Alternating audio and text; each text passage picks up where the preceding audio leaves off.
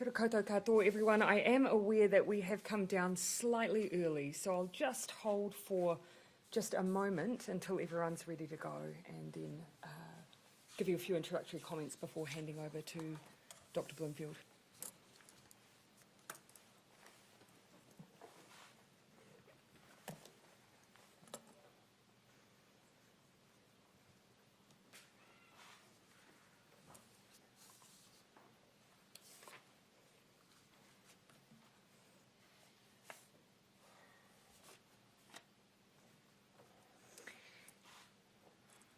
Good evening. Cabinet has met this evening to make decisions on our response to 3 cases reported earlier today within a household in Auckland. Shortly, I will ask Dr. Bloomfield to set out some further information we now have relating to these cases. But first, I did want to make some brief remarks. New Zealanders have enjoyed more freedoms for longer periods of time than nearly any other country in the world, and we have never taken for granted how special that was. But with COVID raging outside our borders and new, more transmissible strains of COVID-19 emerging, we've had to make both continual improvements to strengthen our border while continuing to plan and prepare for managing any potential resurgence in the most effective way possible. Cabinet's plan is based on the best science and what we know works from previous cases here and responses we've observed overseas. Before I share with you decisions that have been made earlier this evening, I'll pass to Dr. Bloomfield, who'll provide an update on the cases. Then I'll set out those decisions and outline what it will mean for New Zealand. Thank you, Prime Minister. Kia ora koutou katoa. So just to update you on the details around the COVID community cases that we talked about earlier today. To recap, there are 3 positive cases, a mother, father and daughter from 1 household in South Auckland. There is 1 other household member who has symptoms but has tested negative. This person will, however, remain under investigation as a close contact. The 3 members of the family group who are positive cases have now been transferred to the Auckland quarantine facility. The 4th member of the family who tested negative remains at home under strict isolation and public health supervision. Genomic sequencing is underway for the first 2 cases, and we will have the results through later this evening from ESR. An update on our locations of interest. As I've said earlier today, one of the largest locations affected is the Papatoetoe High School, where this daughter is a student. There are around 1,400 students at the school, and it will be closed Monday and Tuesdays. The daughter's immediate classmates are being treated as close contacts, as are a small number of teachers who taught that class. If anyone is one of those close contacts, the instructions are to please self-isolate at home and call Healthline to arrange a test and to get further advice. All other students, teachers and members of the school's community should also stay home. Call Healthline to arrange a test and stay at home until they return a negative result. A pop-up testing centre will be at Papatoetoe High School from tomorrow morning, and that centre has been set up specifically for students, parents, caregivers and staff.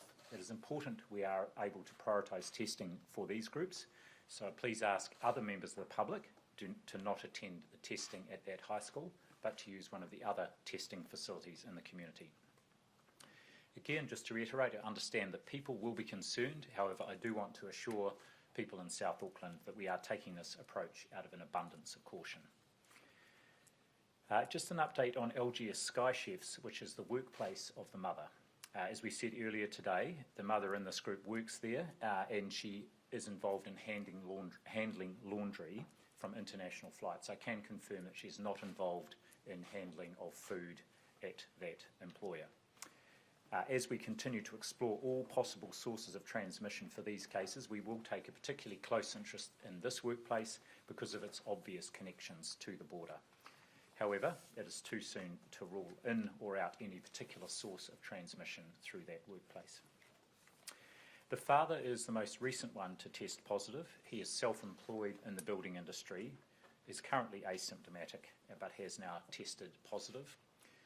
there is an extensive list of locations of interest now for all 3 of these positive cases, which is on the Ministry of website, and we will continue to update this. I should say, just looking through that website, that it includes a number of places in New Plymouth that are tourist attractions or eating places, as well as outdoor places. The outdoor places like the Egmont National Park or others, those who were there at the times on the website are considered casual contacts, and all they need to do is just be aware of symptoms and be tested. People be tested if they develop symptoms, having called Healthline first. People who were in the indoor places of interest are asked to isolate and be tested and remain isolated until they get that result back. Now, I should say that there will be people from outside New Plymouth who may have visited and been at those locations at the same time. So it's important for anyone who's been in New Plymouth over the last week, or certainly over Waitangi weekend, to check the website and see if they are included in that time that the cases were there. There are also 1 or 2 locations that are en route to New Plymouth, including the McDonald's in Drury at the BP Motorway Service Centre. So again, if you have visited that place on the 6th of February, then please do look at the website. The relevant time there is between 7 and 8:15 a.m. on Saturday, the 6th of February. So, in terms of Taranaki, there is testing available there, as we have indicated, and that has been happening this afternoon. Finally, just to close with a message now speaking to the rest of New Zealand, as well as the people of South Auckland. It's more important than ever that everyone right around the country continues to play their part and remains vigilant.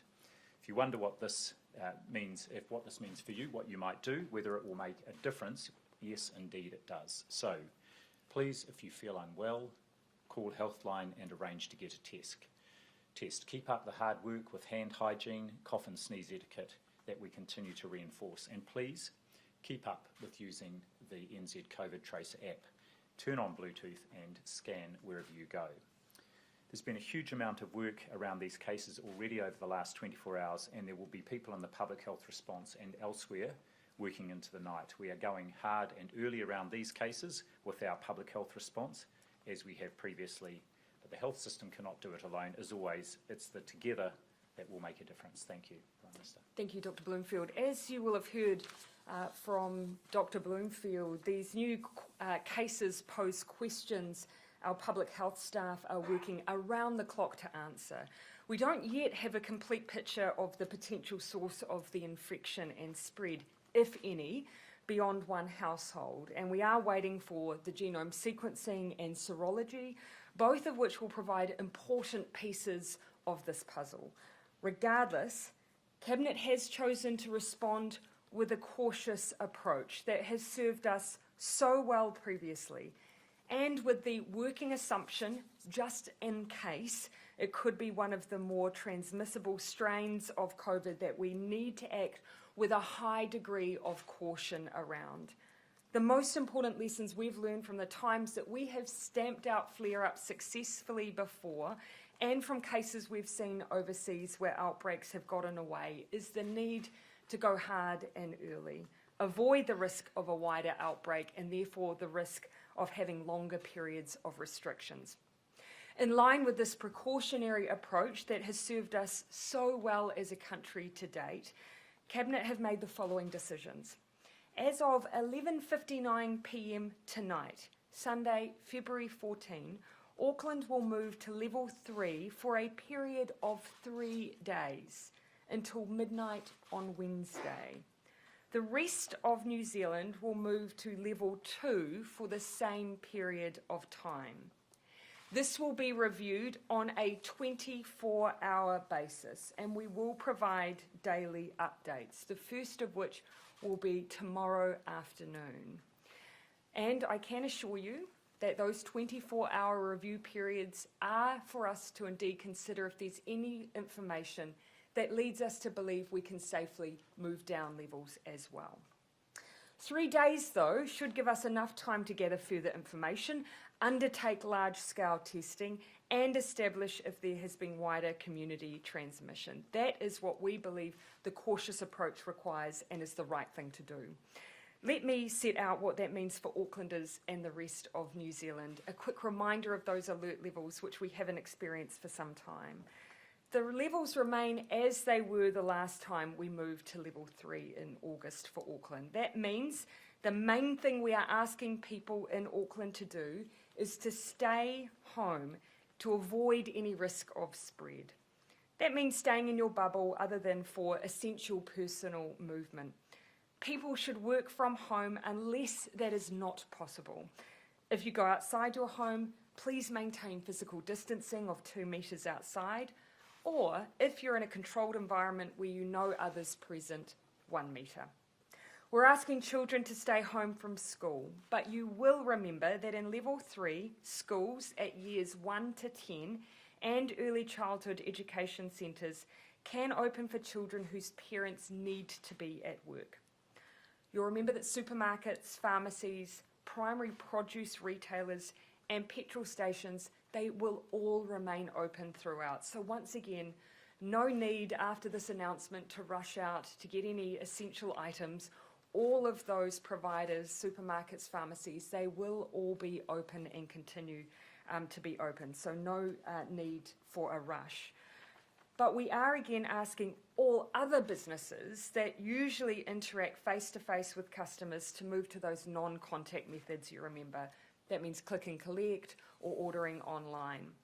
The main rule here is maintaining physical distancing between staff and not physically interacting with customers. So those are our goals at level 3. Public venues, you'll remember, do close. For example, libraries, museums, cinemas, food courts, gyms, pools, playgrounds and markets. Gatherings outside of your bubble are prohibited, with the exception of groups of 10 for wedding services, funerals and tangihanga. Physical distancing and public health measures legally must be maintained at those events if they do occur. And again, I would just encourage people, if you can, postponement would be the wisest thing to do at this point. Healthcare services will revert to usual virtual non-contact consultations where possible. Now, interregional travel, so travel in and around Auckland, for example, it will be highly limited. But, for example, people can go home if they're in Auckland and that is not their place of residence, and vice versa. Mask wearing on planes, trains, buses, ferries and in taxis will be required. Of course, Aucklanders are well used to that now. A border will be put in place in Auckland. The border will be broadly similar to last time Auckland was at level 3, but important improvements have been made based on that experience.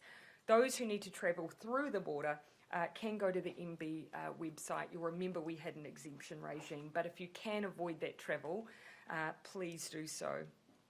People at high risk of severe illness, such as older people and those with existing medical conditions, are encouraged to stay at home where possible and take additional precautions when you're leaving home. If you're in Auckland, we ask that you use a face covering if you need to leave your home. That brings me then to what level 2 means for the rest of New Zealand, just a reminder. This will also come into place, the level 2 settings for those outside of Auckland, the rest of the country, from midnight tonight, and will run through again till midnight on Wednesday. Businesses and schools remain open, but with public health guidance, including physical distancing, record keeping, and of course we continue to encourage people to take up alternative ways of working if you can. There is, of course, at level 2 throughout the country, compulsory mask wearing on public transport. And again, you're encouraged to wear masks where you cannot physically distance from others. Mass gatherings will be limited at level 2 to 100 people. Hospitality businesses must keep groups of customers separated, seated and served by a single person with a maximum of 100 people at a time. Finally, we have stamped out the virus before and we will do it again. We have a plan that works for our team of 5 million and you have shown that time and time again. Before I finish though, some quick health plans that we have put in place. Auckland Health officials will be expanding the testing capacity across the Auckland region. They will seek to test thousands of people over the coming days in order to understand any potential cases beyond those that we have already detected. It's our intention, as Dr. Bloomfield has said, to test students, staff and members of the school community from Papatoetoe High School. We'll be testing workers at the affected work site. We'll also be undertaking wide testing of those who are symptomatic, particularly in Auckland. We ask anyone who's experiencing cold or flu symptoms to get tested. If you are well, and if you have not visited any of our sites of interest, please, there is no need for you to go to a testing station. And I ask that with sincerity. We want to make sure that those who are at our testing stations are those we need to prioritise. And if you are well and not at a site of interest, you potentially clog up that process. Testing centre hours across Auckland have been extended in response to our current situation. They have already reported strong demand, but you will be able to find all of your available locations on the Auckland Regional Public Health Service website and on HealthPoint at covid19.govt.nz. Finally, I'm asking New Zealanders to continue to be strong and be kind. I know we all feel the same way when this happens. We all get that sense of not again. But remember, we have been here before. That means we know how to get out of this again, and that is together. If you know someone in Auckland, reach out, please check on them. And if you're in Auckland, please check on your neighbours, ensure they're looked after and supported. And finally, as I've said all the way through this, ultimately, please remember, we are going to be okay. Happy to take questions. Was the decision made not to move to level 3 For the rest of the country. New Plymouth in particular, Yes. given all of those locations of interest there? You'll remember we've had a situation like this before where ultimately the household really that was in question, primarily resident and working in Auckland, despite having travelled at that time to other parts of the country, public health advice at that point was that the risk, given that those contacts there were casual contacts, was lower. Obviously, we've also had return tests from people they were travelling with that have returned negative tests. So that's the advice we've been given, but I'll give Dr Bloomfield the floor as well. Thanks, Prime Minister. Yes, that was certainly our advice, and the Prime Minister's picked up on some very important information I forgot to impart, which was the further interviews had identified the mother and daughter who travelled to Taranaki did so with 2 other people who are close contacts. They are in isolation and have already tested negative. We got those results just before we came down. They will remain in isolation for the full 14-day period. There were also 2 other close contacts, family members who visited the family home last Wednesday. Again, as close contacts, they will remain in isolation for 14 days, but their initial tests have also returned negative. And given the decisions that Cabinet has made tonight, was it responsible to allow those large events like Big Gay Out to go ahead today? Well, of course, keeping in mind that we've made this decision in quite rapid turnaround and done so with the ability to get our orders in place so that we can actually mandate what we're asking the New Zealand public to do. But look, we've acted as quickly as we can. I'm confident that we've made the decisions that we need to make at the right time. The ability to shut down some of those events successfully and safely is not always straightforward, easy. We've had these flare-ups. Yeah, before. Jessica. What is it about this case these cases that are making you nervous and tipping you into those restrictions? That's not how I would describe the decision. I would describe it as cautious, and rightly so.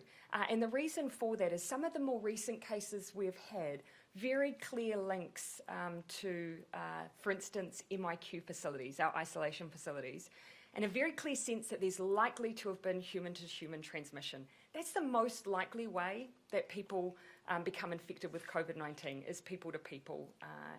Here, we do have someone that we have tested as part of our testing regime out of caution, but they're less likely to have human-to-human contact with people who might have COVID. It's more what we call fomite transfers, so dealing with the laundry of people who might have COVID.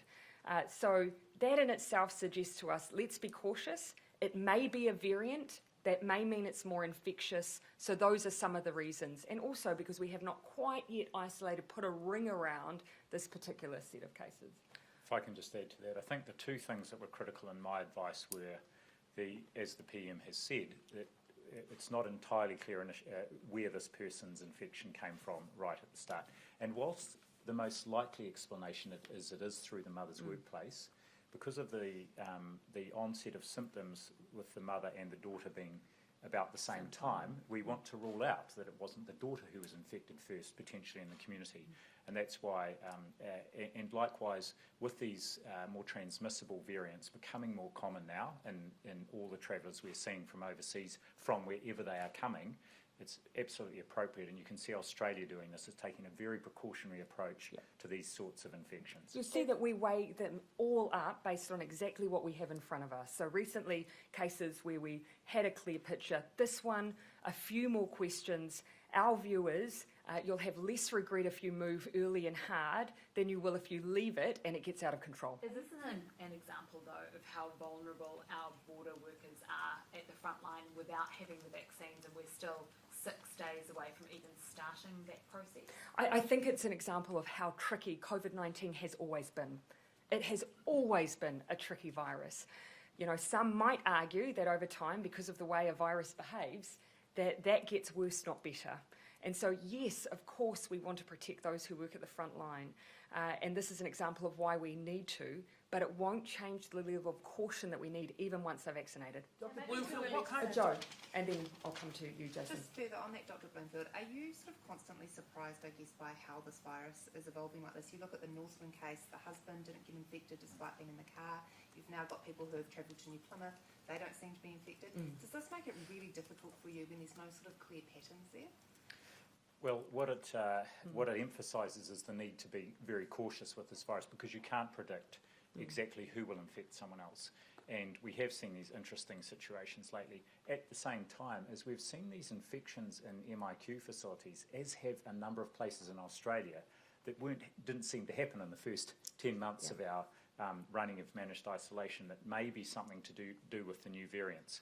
I should also say that there is a lot of variation between people in terms of whether they will infect any other person, or indeed how many people they will infect. Yeah. So whilst we talk about an R value of 2 or 3, that doesn't mean every person infects 2 or 3 others. Most people infect no one else, but there are some people who infect a lot of other people. That pulls the average R value up. Because some people who visited some of these places that are considered I think it's the casual plus category, isn't it, might sort of go, well, why would I need to be tested when people in the same car for hours with these people haven't even tested positive? And to that I would say, what we've seen in our managed isolation facilities, and also have seen, again, Australia have seen this as well, is sometimes the infection can transmit from one person to another, even if they are not in the same place at the same time. So I would strongly encourage all those people, for their protection and for their protection of the community, to do so. Give yourself the confidence. You don't want to exist with a constant nag in the back of your mind of whether or not you might make your friends and family around you sick because you didn't get a test when we asked you to. So just give yourself that confidence. Jason. Just on the person that was doing the laundry, was that the person wearing appropriate PPE gear when she was dealing with the laundry? I would need to refer to I Dr. would assume Bloomfield so. on this. I think in these workplaces they would be wearing protective equipment anyway, regardless of whether there was COVID-19. And yes, this is an employer that is on a regular cycle of surveillance testing as well. Yeah. How Yeah. regular is it? I'll come in here and then back to you. On that surveillance testing, should this worker not have been tested on February 1st? So they were on a rotation, as I understand, and this is a rotation. These are managed by employers, but that particular person was meant to be tested alongside their colleagues every 2 weeks. Our understanding is that they were tested on the 18th of January. That would have meant that they would be retested on the 1st. They were on annual leave during that period, and so the next time they were tested was at the time they were symptomatic. The one thing I would say is that even then it's not guaranteed that that test necessarily would have demonstrated that they had COVID at that point. However, that is not to say that those regimes should be maintained, and that's something that we will be entering into discussions with employers around, making sure that if an employee misses a test, they should be tested. So you're saying that She was on leave from February the 5th, did you not say, Dr. Bloomfield? I believe she was on annual leave at that time as well, so on 2 different occasions. Did she go on annual leave? Not continuously, obviously back in the workplace in order for them to be at work on the 5th. So you're saying that if you're away on annual leave, there's no pre-departure testing? I'm not saying that at all. My expectation would be that there would be a way that we were ensuring that regardless of whether you were at work or not, you maintain a regular testing cycle. That is up to employers to make sure that is happening. We'll be making sure we're having conversation with employers to ensure that is happening. Keep in mind, this was someone on a 2-week rota rather than our MIQ workers who are more regular. And this is still not the way to assure ourselves consistently that someone does not have COVID-19. Someone could be tested on the 5th, pick it up on the 7th, and still wait a week till they're tested again. So we do tell people they have to keep an eye out for their symptoms as well. But your expectation was that they should have been tested before they went on annual leave, and that didn't happen. My expectation generally is that people keep up their regular rotation of testing. That's my expectation. Can you not make Ben. it more During the regular? last community cases, you expressed surprise that Australia would close its one-way travel corridor to New Zealand. I'm guessing you expect them to close it. Oh, entirely their decision. Yes, I maintain the position I did on the Northland case.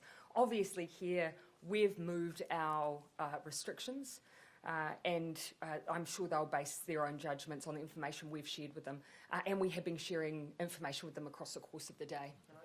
Can I also ask, I mean, with the disclosure that McDonald's on February the 6th at 7 a.m, at that exact time at the Waitangi Treaty Grounds, you were serving breakfast to thousands of people without any sort of social restriction, societal restrictions whatsoever. Does it give you pause for thought as to whether potentially we've been too lenient here over the journey? No, because at that time the public health assessment was there was no need to. Of course. Oh yeah, and of course we have a system that allows us to pick up as quickly as we can and react as quickly as we can. But what you're proposing is that we constantly live at a level 2 environment when there's not a public health reason to do so. The whole reason for our alert level system, as soon as we see issues, we respond immediately. And that's what we've done on every occurrence to date. Just canvas around. On the new variants, how concerning would it be if this person wasn't infected with one of the more transmissible variants? You know, how different and how much, I guess, scarier are they compared to the virus we're used to dealing with?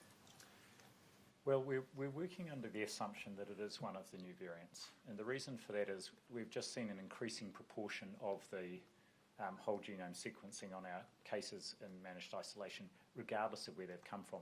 They don't need to have come from the UK or South Africa.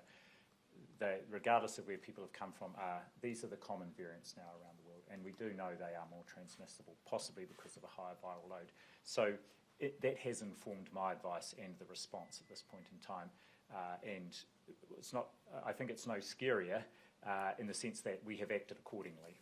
And keep in mind, even with the emergence of the new variants, we've responded at the border with pre-departure testing, day 0 testing in our isolation facilities, no movements till a negative test has been returned, and we ask people to stay in their rooms once they've had their final pre-departure test. So that has been in response to some of what we've been seeing with these new variants as well. Have you made any decisions Yeah, Richard. around In the Cabinet debate that you've just had, or the Cabinet meeting that you've just had, what were the factors that you weighed up both for and against? Because presumably you had some cons. Yeah, exactly the same as we always have. So the way we conduct the meeting is to start with the latest information from Dr. Bloomfield and his recommendation. Very quickly, for all of us, we turn to the practicalities. Our view is that the precautionary approach has served us very well to date. And now, given the current global environment we are in, that further reinforces, not weakens, the need for that precautionary approach. New Zealanders will also see we don't hesitate to rely on our contact tracing and our public health system if we believe that is justified. We did that recently, but in this case, the circumstances are different, so we've reacted differently. Any decision like this carries inevitably a massive It does. cost. We don't take that lightly either.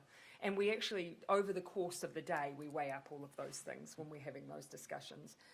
But we're also conscious of the far greater cost to the entire economy if we make the wrong call in those critical first 24 and 48 hours. Prime Minister, could I also add that, of course, I haven't developed my advice in isolation. I've been in a number of discussions today that have included my Chief Science Advisor, the Prime Minister's Chief Science Advisor, but also the National Response Leadership Team, which is convened by the Chief Executive of DPMC, convened in the middle of the day. That includes the Secretary of the Treasury and other CEs, and we go right around all these issues. I test my thinking with them, and also take their advice and views on board in finalising my advice to Cabinet. What was your advice? How much more transmissible these new variants are? Will you be looking then at increasing the frequency of testing of staff who may not necessarily come face to face with COVID-19? Yeah, so keep in mind, of course, we have not yet determined that that's what we're dealing with.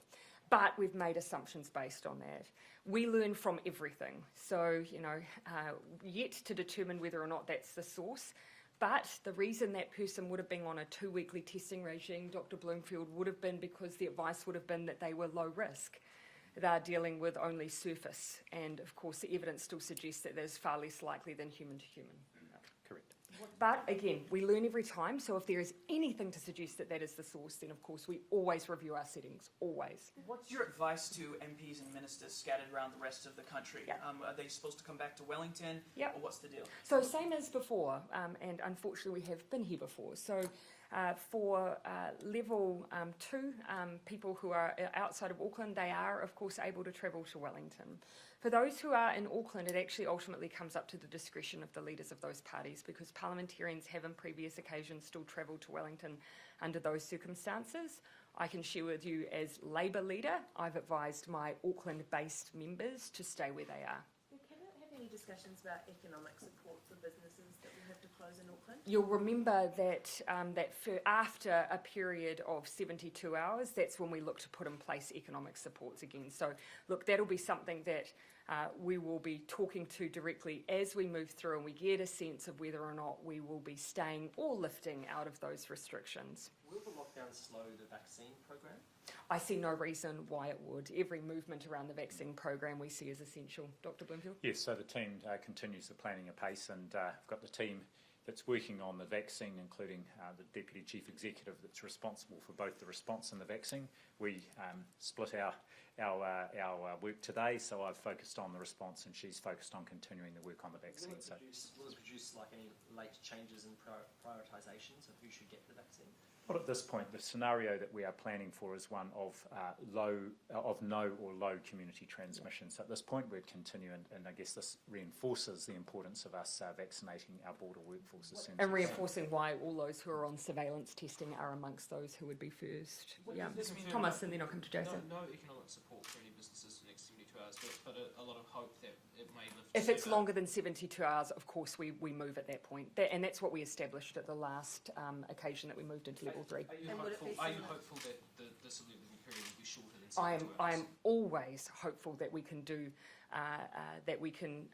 get ourselves through this safely with as little impact as possible, which is why I flagged we will take seriously those 24-hour reviews. We will not stay there any longer than we believe we need to. And so the first one will be at post-Cabinet tomorrow, so 4 p.m. tomorrow is when we will be making our first announcements, plus sharing any additional information that's pertinent. And on LSG Sky Chef, I mean, will you be expressing concern that they have not made sure a worker has a routine test while on annual leave? And will you be confirming that they are in fact using PPE in that setting? Of course, we'll follow both those things too up. I should say that one of the tools we've made available to all employers whose workforces are being tested as part of the surveillance program is a border workforce testing information system. Many of employers have taken up that information system and process.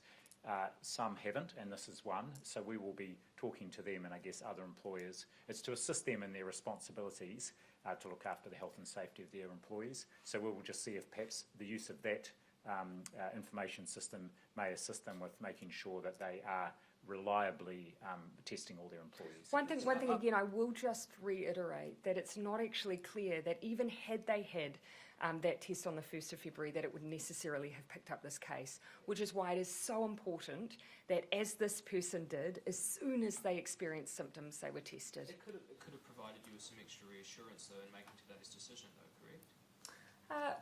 And how so? Well, I mean, if they tested negative, on February. Well, I mean, what we know is the period in which they were symptomatic would have been a 10-day period. So from the point that they may have been tested to the point they were symptomatic.